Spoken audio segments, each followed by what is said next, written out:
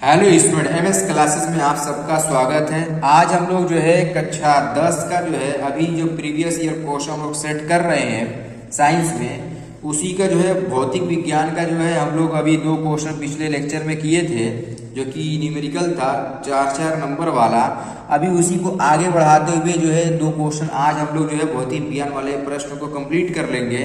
देखिए आज का क्वेश्चन क्या कह रहा है, लिखा कि 2 ओम, 3 ओम तथा 6 ओम कि 3 प्रतिरोधों को किस प्रकार जोड़ा जाए कि, देखो यहाँ पर थोड़ा सा आगे मिट गया है, जोड़ा जाए कि जो है तुल्य प्रतिरोध 4 ओम तथा 1 ओम का प्रतिरोध प्राप्त हो। ये ऐसा क्वेश्चन है पूछा हुआ है, क्योंकि ये भी प्रश्न अनिवार्य है। चौथे वाले में अथवा करके दिया है, लेकिन ये वाला प्रश्न अभी 23वां वाला करना अनिवार्य है। आप लोग को जो ये 23वां वाला प्रश्न है ना, आप लोग एनसीईआरटी किताब में देखिएगा, ये एनसीईआरटी किताब में ये प्रश्न दिया है, आप लोग वहां से भी देख सकते हैं। इसको मैं बता भी दे रहा हूँ कि इसको कैसे जो हम लोग हल करेंगे। सबसे पहले क्वेश्चन में देखिए, पहले ऑप्शन में जो हम लोग को क्या लिखा हुआ है इसके अंदर कि 4 ओम प्राप्त करना है। कितना? 4 ओम के लिए, ठीक है ना, 4 ओम के लिए हम लोग को प्राप्त करना है। तो अगर हम लोग को देखो यहाँ पर 4 ओम लेकर के आना है, तो यदि हम लोग कैसे इसको जोड़ेंगे, तो ये कि अगर इन दोनों को 2 में अगर 2 जोड़ेंगे तो 4 हो जाएगा। तो इन दोनों को हम लोग क्या करेंगे, समांतर क्रम में और फिर इसके श्रेणी क्रम में जोड़ देंगे, तब हो जाएगा। यहाँ पर लिख देंगे 3 ओम तथा 6 ओम के प्रतिरोध को समांतर में, देखो यहाँ पर लिखेंगे कि 3 ओम तथा 6 ओम के प्रतिरोध को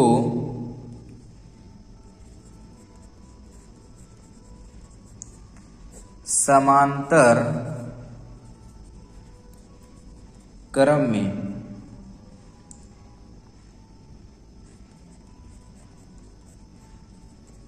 संयोजित करके 2 ओम के प्रतिरोध से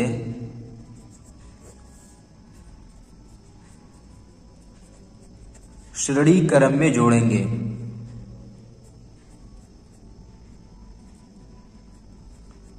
इस तरीके से लिख देंगे। अब इसका जरा फिगर की अगर बात करो तो फिगर कुछ इस प्रकार से हो जाएगा आपका।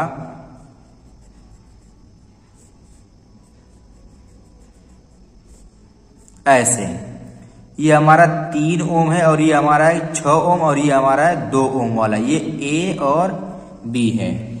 अब देखो यहाँ पर लिख ही दिए है, ऊपर सब लिखा ही गया। तो ये दोनों हमारे किस क्रम में है, समांतर क्रम में है। तो यहाँ पर जो है हम लोग इसका समांतर क्रम के लिए फॉर्मूला, तो इसको R1 R2 कर देना। देखो R1 का मान चलो 3 ओम है, कितना 3 ओम, और R2 का मान हमारा कितना 6 ओम, और यहाँ पर देखो ये R3 है, ठीक है ना, ये क्या है हमारा R3 हमारा कितना है 2 ओम है। तो यहाँ पर हम लोग 1/, जब R निकालेंगे 1/R बराबर हमारा क्या फॉर्मूला होता है कि 1/R1 प्लस 1/R2, कितना का 1/3 प्लस 1/6 होगा ना।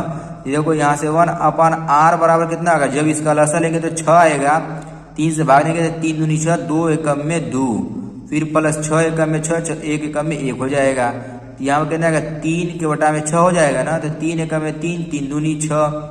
तो यहाँ से हम लोग ये देख रहे हैं, ये 1/2 बच गया। तो यहाँ से 1/में R बराबर जो हमारा है ये 1/2।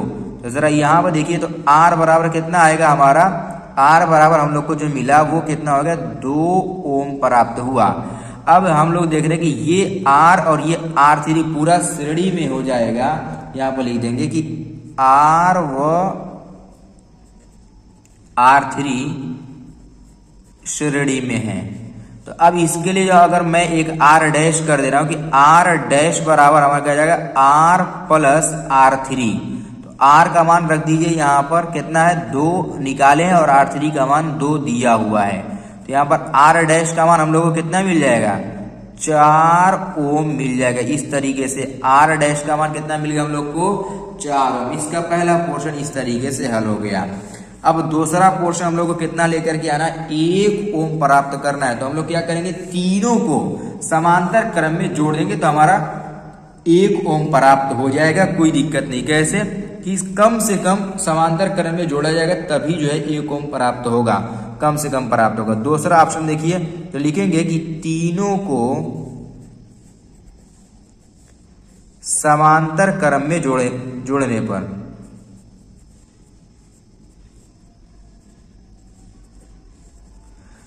पर जरा इसका फिगर देख लीजिए।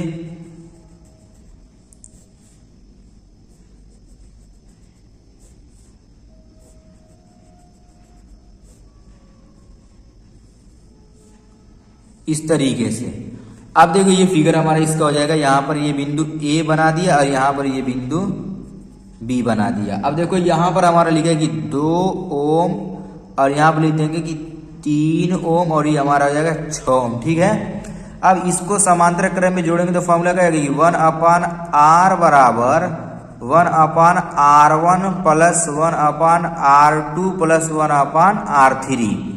अब इसमें सबका मान रख देंगे। देखो यहां से R1 का मान कितना, चलो 2, और R2 का मान हमारा कितना आएगा 3, और R3 का मान आएगा हमारा 6। यहाँ पर कि 1/r बराबर सबका लसन लेंगे तो 6 होगा कि नहीं होगा। अब इससे भाग देंगे तो 2 3 6, और ये कितना आएगा 3 दूनी 6, और ये 6 कम में 6, तो 1 हो जाएगा ना यहाँ पर। अब देखो ऐसे 1/r बराबर हम लोग को यहाँ पर क्या मिल जाएगा, तो देखो 6 3 9, अरे देखो यहाँ पर मिस्टेक हो गया लसन लेने में। तो यहाँ पर जब लसन लिया 6, तो देखो 2 3 6, तो 2 बचेगा तो 3 बचेगा, तो 3 1 में 3 प्लस 3 से इसको भाग देंगे तो 3 दूनी 6 आएगा ना, 3 दूनी 6 2 आएगा, तो 2 का 1 में गुणा करेंगे 2 हो जाएगा। 6 से इसको भाग देंगे 6 1 में 6, 1 1 में 1 हो जाएगा। अब यहाँ से 1 में r बराबर कितना आएगा 6 में 6 से कट जाएगा, 6 1 में 6, 6 1 में 6। तो यहाँ से हम लोग ये देख रहे हैं कि 1 में r बराबर 1 में 1, तो बोलो r का मान कितना हो जाएगा, r बराबर 1 ओम होगा कि नहीं होगा। इस तरीके से इसका आंसर हमारा सही हो जाएगा। ऐसे जो है हमारा इसका ऑप्शन इस तरीके से हम लोग इसको लगा लेंगे। आइए एक प्रश्न और देख लेते हैं। 24वां वाला लिखा है कि घरेलू विद्युत विवरण में प्रयुक्त तारों के नाम तथा कार्य और जो है आवरणों के रंग को लिखिए। अथवा करके दिया, देखिए 6 नंबर में क्वेश्चन पूछा है और अथवा करके एक और दिया है इसमें। तो ये जो है मैं इसका जो है आंसर पहले ही से लिख करके रखा हूँ। बहुत आसान प्रश्न है, लेकिन आप लोग को 6 नंबर में ये क्वेश्चन पूछा हुआ है। देखो यहाँ पर पूरा स्पष्ट अगर पढ़ के लिखे तो थोड़ा सा यहाँ पर जो है मिसप्रिंट हो गया, लिखा नहीं है। घरेलू विद्युत आवरण में प्रयुक्त तारों के नाम, फिर यहाँ पर लिखा है कार्य तथा आवरण के रंग को लिखिए, ये ऐसा लिखा। फिर यह धारावाही चालक के कारण उत्पन्न चुंबकीय क्षेत्र किन किन पर निर्भर करता है, ये भी पूछा हुआ है यहाँ पर। तो देखिए यहाँ पर मैं इसका आंसर यहाँ पर लिखा हूँ, देख लीजिए एक बार अच्छी तरीके से पढ़ भी लीजिए। क्या लिखा है क्वेश्चन आंसर की, बिजली घर में उत्पन्न बिजली 2 मोटे तांबे या एल्यूमिनियम तारों द्वारा हमारे घरों तक आती है। इनमें लाल आवरण का तार वैद्युतमय तार है जो 220 वोल्ट तथा 50 हर्ट्ज आवृत्ति पर है, तथा दूसरा तार उदासीन है जो काले आवरण में 0 विभव पर होता है। ये तार वैद्युत मीटर से एक फ्यूज द्वारा जुड़े रहते हैं। यह फ्यूज मुख्य फ्यूज कहलाता है।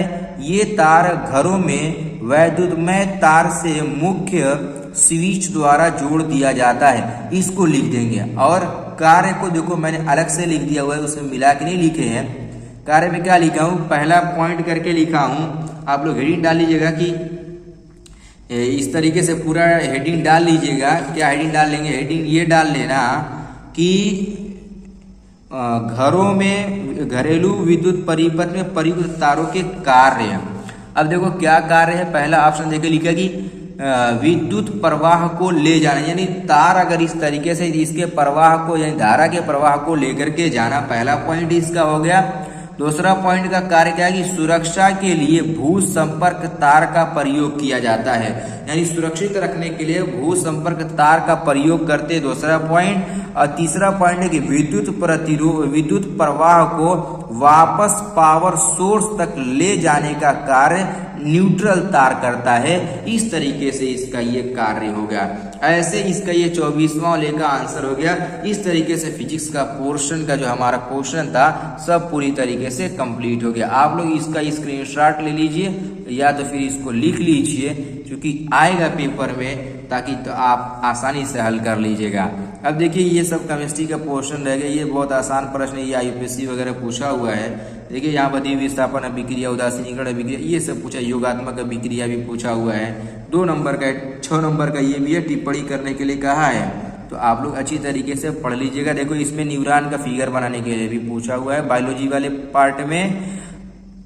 तो जब आप लोग पढ़े रहेंगे तभी जो है कर पाएंगे, ठीक है ना। तो उम्मीद है कि आप लोग पढ़ करके जाइएगा और ज़रूर से इसको अच्छी तरीके से करिएगा। चलिए अब हम लोग मिलते हैं अगले लेक्चर में।